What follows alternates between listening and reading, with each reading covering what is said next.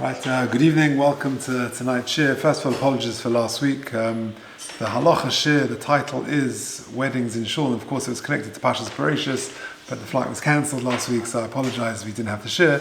But it's an interesting topic, so I thought I would save it for this week. And the truth is, it's connected to chasnas. There's lots of chasnas going on in this week's Sedra. Avram marries Sarah in this week's Sedra, and therefore we have got some sort of connections. But really the medrash, the springboard to the topic of weddings in Shul, should they be inside the Shul, outside the Shul? We go to many chasnas in weather like this.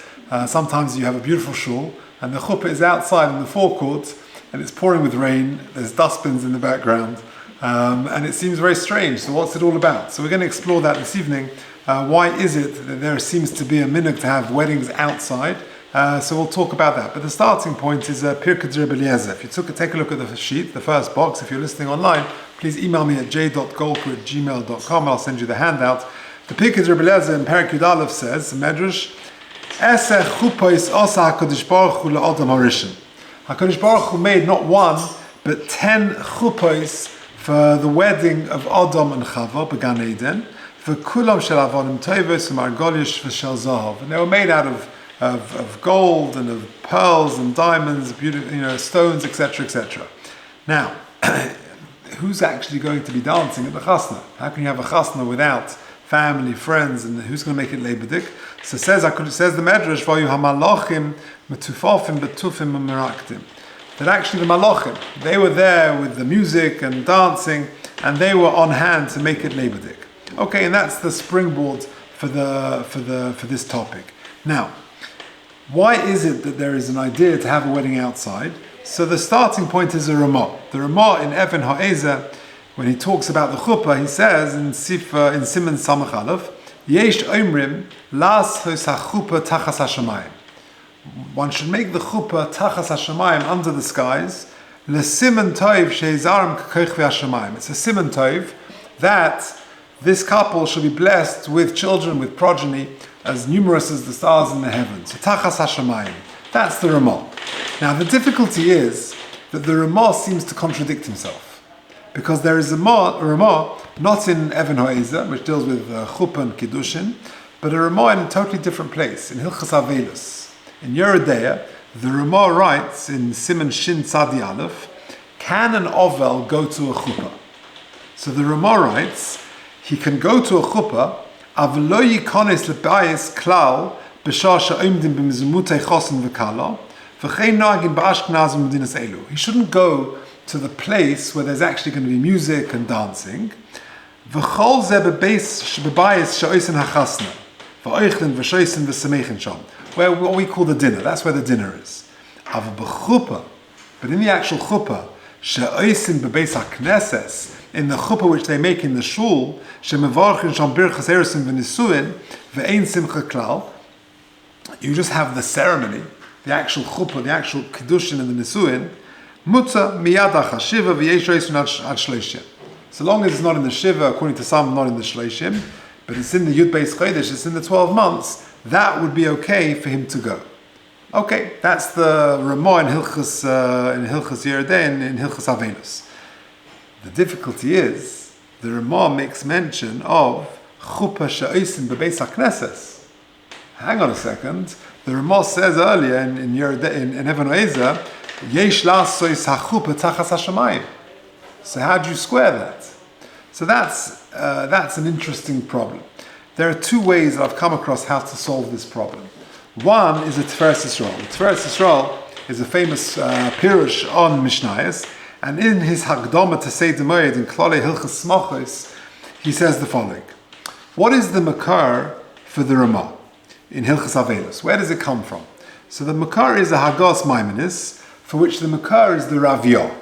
Now, the Raviyah, actually, if you look at it, he never mentions a Beis HaKnesses. He mentions a place, a hall, where the actual chuppah takes place. So how come, if the Ramah is basing himself on this Raviyah, why does he write Beis HaKnesses? Says that Tiferes Yisrael, it's actually a printing mistake. How so? You see, in the original Raviyah, it wrote Beis Hey. And Beis Hey really stands for Beis Hanisuin, the place where they actually have the chuppah. The printer thought Beis Hey stood for Beis HaKnesses, and he wrote in the Ramah Beis HaKnesses. So therefore you've got a contradiction. But actually he never meant that, he meant the Beis HaNisuin, because that is what the Rav Yoah is referring to. Okay, that's how the Tiferes Yisrael squares the problem. However, there is a second solution, and that is the Chasam Sofer. And the Chasam Sofer is the tshuva on this whole sugya.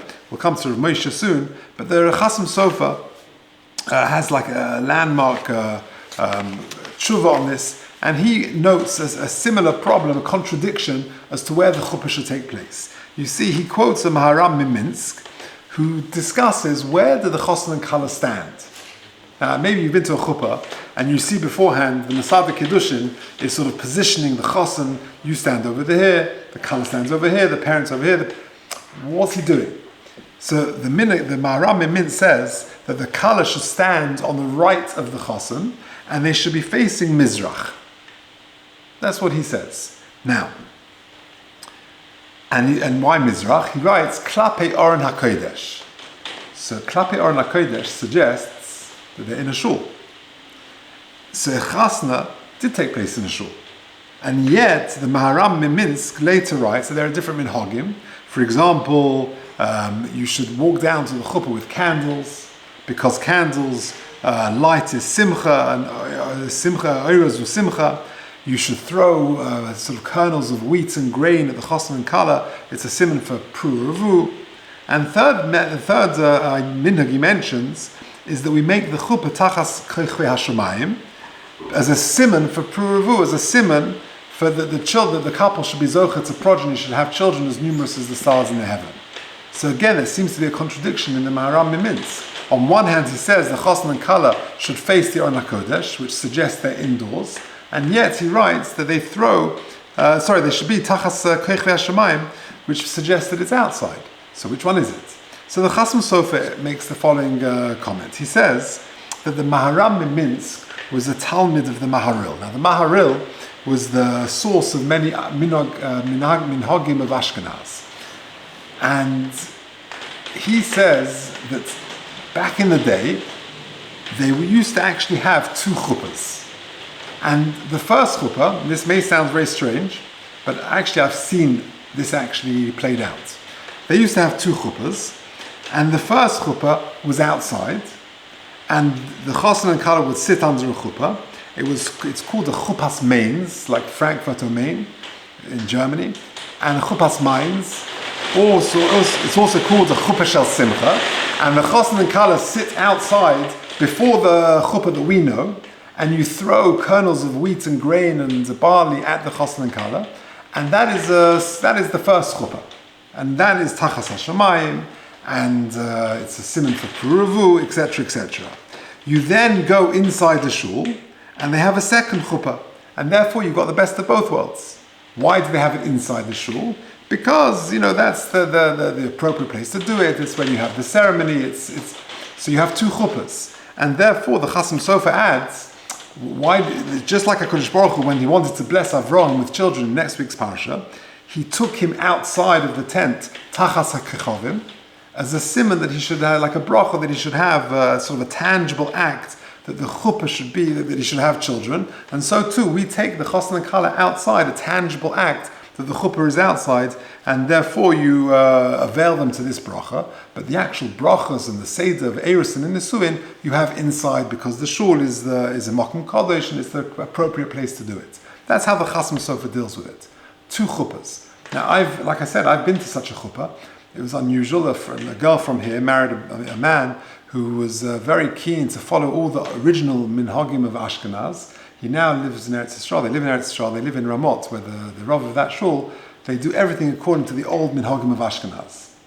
So it makes shuls like Munks and Washington Heights and place look very modern type of shuls. But the truth is, they apply all the original minhagim as they were back in Ashkenaz. And that's what he had. He had this chuppah outside. It was in Kinnos, before they did the skylight in Kinnos.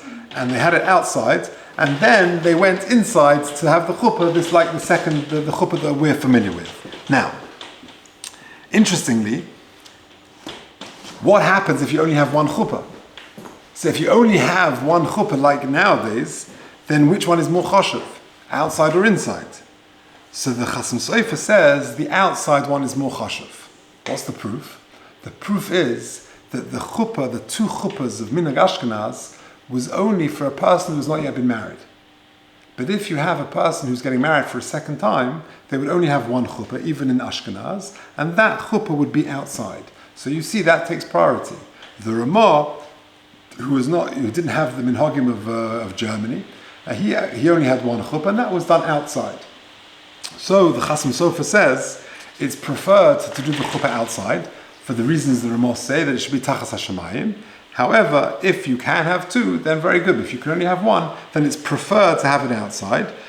And why is there also a preference to have it outside? So then the Chasam Sofer talks about another factor, and that's an important factor, and that is he has a concern that the reason why people want it inside is because it may be imitating the non-Jewish people.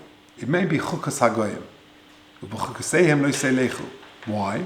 Because maybe they're imitating a church wedding, which of course takes place inside, and therefore the preference should be to have it outside.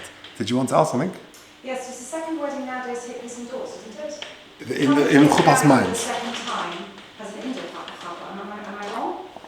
The proof that the Chasam Sofer brings is that nowadays you're right. The ones that I'm familiar, the few that I've been to, they seem to be indoor. But the Chasam Sofer says back in the day, when you didn't have one, it would be outside. That's his raya, that it's actually better to have it outside. Now, so not the whole ceremony. They just sit under the chuppah. It's a very strange thing. They sit there before the chuppah. The chassan and kala next to each other on like a bench. They sat there. The one I went to, at least. And whoever the younger family, they throw wheat and grain and barley at the chassan and kala, and they sing a bit. And then that's it. They say goodbye. He goes back to the tish. She goes to the bedekking, and then they have the chuppah in the same way that we have it. But nothing else happens other than they sit there for a few minutes, they throw grain, they sing a bit, and that's that. Then they would do the bedekking. And then, yeah. Maybe see each other before. Yeah, okay, but it's part of the ceremony. It's it's not a few days before. It's 5 minutes before. Maybe they go straight to the chuppah. Maybe the bedecking's happened already. I'm not sure. I can't remember the order of that. But either way, they have two chuppahs. It's an unusual thing, and unless you've seen it, it's not at all common. Now, just to add a couple of things. The Talmud of the Chasam Sofer was the Maram Shik. Now the Maram Shik, and it happens on a few occasions, he takes the concerns of the Chasam Sofer and he goes a little bit further with it. And he says that actually having a chuppah indoors could be an Issa D'Oraisa. Why? Because of a chukaseyim lo seilechu. Now you have to understand the historical context of when they were writing. The Chasam Sofer died in 1839. Now that was the beginning of the rise of reform. And the Chasam Sofer was a staunch opponent of reform, and he felt that there was a movement to sort of imitate the practices of the non-Jewish world, and therefore they had it inside the shul, and he didn't like it very much. But his Talmud, the Maharam Shik, he was very strong against it, and he says it's definitely that, and it's you're not allowed it. And you have a similar story with the case of where to put the bimah in a shul. There was a movement to put the bimah right at the front, and again, he was very anti it, because where does it come from? The Havdalah is an imitation of the church, where the altar is at the front, and therefore he was adamant not to have it there. So you have echoes of that in other tshuvas. Now, so the halacha l'maisa, what does one do nowadays? So there's a tshuva of Rav Moshe. Is it sort of case closed? If you take a look at the tshuva of Rav Moshe on the second page, there isn't time to do it all inside, but the Rav Moshe sort of saves the day, as it were, for those who want an indoor chuppah. Before we come to Rav Moshe, there's one ha'ara of Rav Herzog. Rav Herzog was the Heichel Yitzchak, Rabbi Yitzchak Isaac Herzog. He is the grandfather of the current president of Israel, who's in the news the whole time. And Rabbi Yitzchak Isaac Herzog was a Gaon Muflug. He was a tremendous Talmid Chacham. He got smicha. There's stories about it. He was a tremendous Ilui and a tremendous Talmid Chacham. He was the second chief rabbi of Eretz Yisrael after Rav Kook. And he's got shulas called the Sefer, the Heichel Yitzchak, and he writes there that it should not be in a shul. But he has a totally different concern. He says, what's going to happen? And we're familiar with this. You have a chuppah inside a shul. There are halachas of Kedushas Beis HaKnesses. When you go into a shul, there's a certain way in which you behave. You can't just schmooze and talk and whatever. Nowadays, most of our shuls have the status of a Beis HaMedrash, which is a slightly different status, where you can have a shalosh there, and you can have a drink of coffee, and you can talk.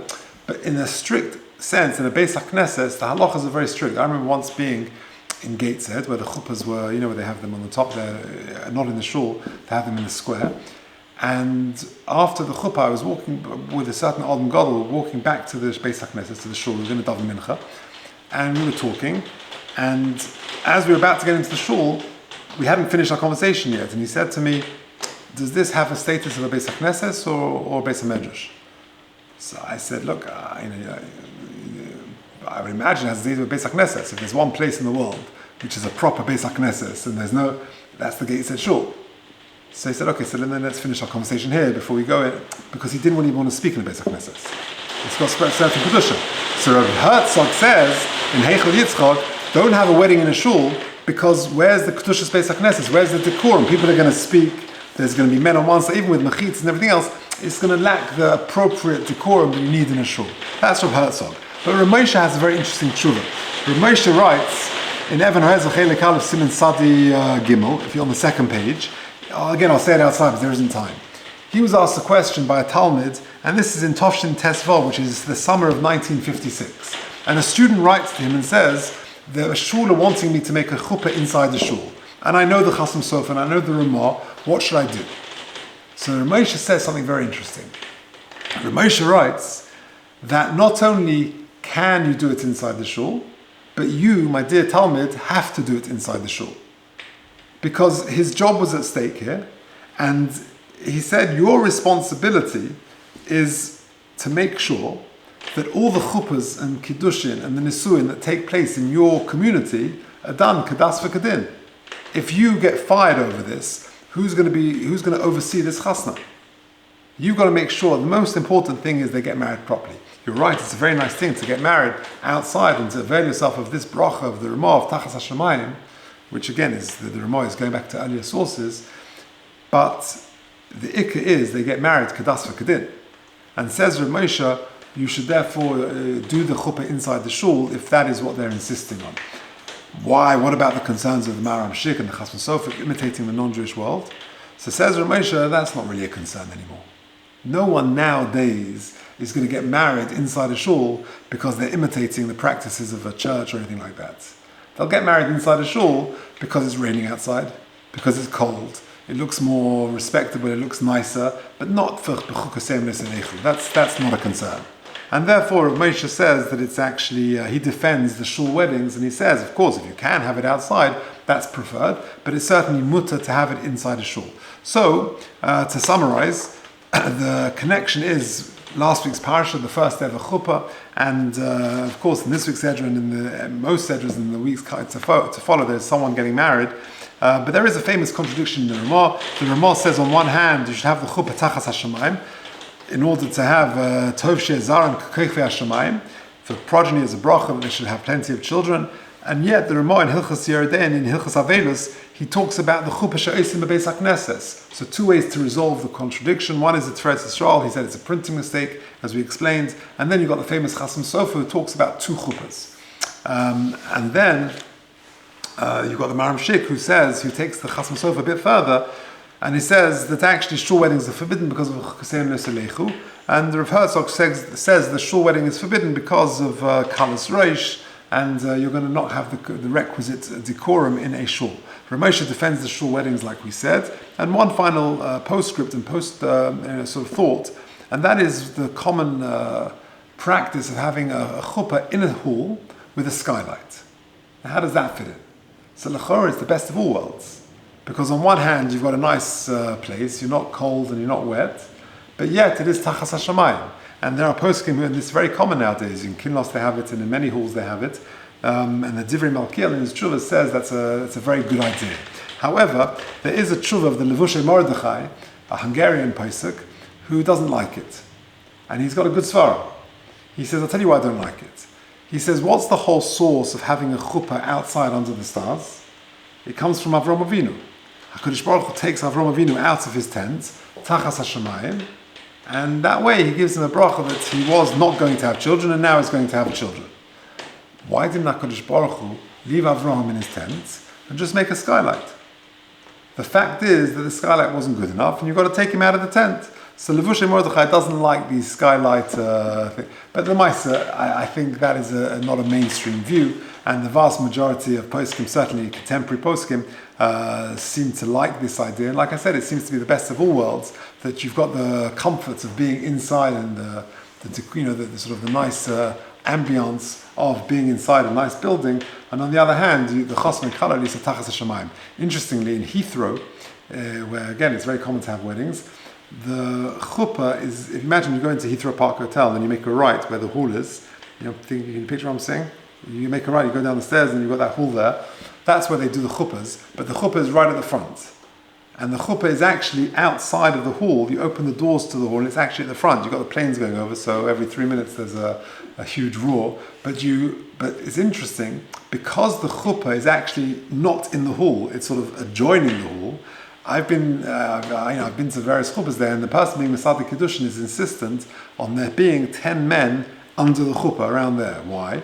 Because you can have a minyan at a chuppah, preferably at least. And therefore, if you've got 500 people inside the hall and you've got 3 men outside, you haven't got a minyan. So he insists that you get enough people with Eidim and with the parents and with whatever, you'll get there pretty quickly. But that's just an additional point. Okay, we'll leave it there.